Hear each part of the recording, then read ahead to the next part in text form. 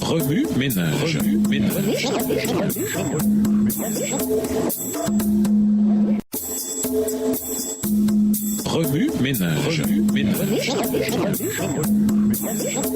Bienvenue dans votre émission Remue ménage. Nous voilà à la leçon de mardi. Investiguer. Lisons Exode 20, les versets 1 à 17, 1 Corinthiens 13 et Jean 2, les versets 1 à 11. Exode 20, les versets 1 à 17. Alors Dieu prononça toutes ces paroles en disant : Je suis l'Éternel ton Dieu qui t'ai fait sortir du pays d'Égypte, de la maison de servitude. Tu n'auras pas d'autre Dieu devant ma face. Tu ne te feras point d'image taillée ni de représentation quelconque des choses qui sont en haut dans les cieux, qui sont en bas sur la terre et qui sont dans les eaux plus bas que la terre. Tu ne te prosterneras point devant elles, et tu ne les serviras point, car moi, l'Éternel ton Dieu, je suis un Dieu jaloux, qui punit l'iniquité des pères sur les enfants jusqu'à la 3e et la 4e génération de ceux qui me haïssent, et qui fait miséricorde jusqu'en 1000 générations à ceux qui m'aiment et qui gardent mes commandements. Tu ne prendras point le nom de l'Éternel ton Dieu en vain, car l'Éternel ne laissera point impuni celui qui prendra son nom en vain. Souviens-toi du jour du repos pour le sanctifier. Tu travailleras 6 jours et tu feras tout ton ouvrage, mais le 7e jour est le jour du repos de l'Éternel ton Dieu. Tu ne feras aucun ouvrage, ni toi, ni ton fils, ni ta fille, ni ton serviteur, ni ta servante, ni ton bétail, ni l'étranger qui est dans tes portes, car en 6 jours l'Éternel a fait les cieux, la terre et la mer et tout ce qui y est contenu, et il s'est reposé le 7e jour. C'est pourquoi l'Éternel a béni le jour du repos et l'a sanctifié. Verset 12. Honore ton père et ta mère, afin que tes jours se prolongent dans le pays que l'Éternel ton Dieu te donne. Tu ne tueras point, tu ne commettras point d'adultère, tu ne déroberas point, tu ne porteras point de faux témoignages contre ton prochain, tu ne convoiteras point la maison de ton prochain, tu ne convoiteras point la femme de ton prochain, ni son serviteur, ni sa servante,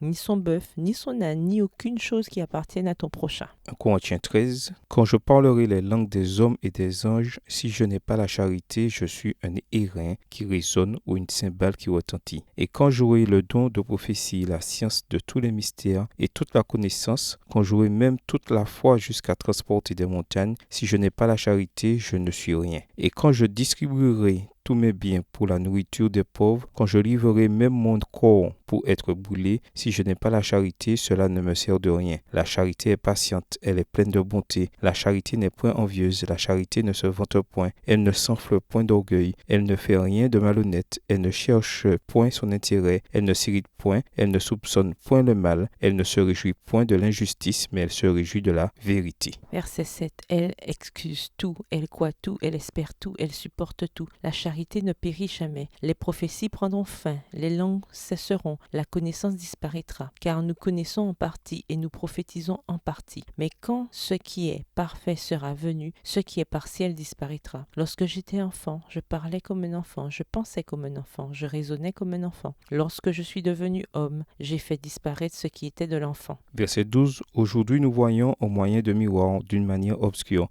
mais alors nous verrons face à face. Aujourd'hui je connais en partie, mais alors je connaîtrai comme j'ai été connu. Maintenant donc ces 3 choses demeurent, la foi, l'espérance, la charité, mais la plus grande de ces choses, c'est la charité. Jean 2, les versets 1 à 11. 3 jours après, il y eut des noces à Cana, en Galilée. La mère de Jésus était là. Et Jésus fut aussi invité aux noces avec ses disciples. Le vin ayant manqué, la mère de Jésus lui dit : Ils n'ont plus de vin. Jésus lui répondit : Femme, qu'y a-t-il entre moi et toi ? Mon heure n'est pas encore venue. Sa mère dit au serviteur : Faites ce qu'il vous dira. Verset 6. Or, il y avait là 6 vases de pierre destinés aux purifications des Juifs, et contenant chacun 2 ou 3 mesures. Jésus leur dit : Remplissez d'eau ces vases, et ils les remplirent jusqu'au bord. Puisez maintenant, leur dit-il, et portez-en à l'ordonnateur du repas, et ils en portèrent. Quand l'ordonnateur du repas eut goûté l'eau changée en vin, ne sachant d'où venait ce vin, tandis que les serviteurs qui avaient puisé l'eau le savaient bien, il appela l'époux et lui dit : Tout homme sert d'abord le bon vin, puis le moins bon après qu'on s'est enivré. Toi, tu as gardé le bon vin jusqu'à présent. Tel fut à Cana en Galilée le premier des miracles que fit Jésus. Il manifesta sa gloire et ses disciples crurent en lui. Remue ménage. Quelle relation ces versets ont-ils avec le passage principal ? Quels autres versets ou promesses vous viennent à l'esprit en rapport avec Genèse 2, les versets 15 à 25 ? Au revoir. Et à demain si Dieu veut. Remue ménage.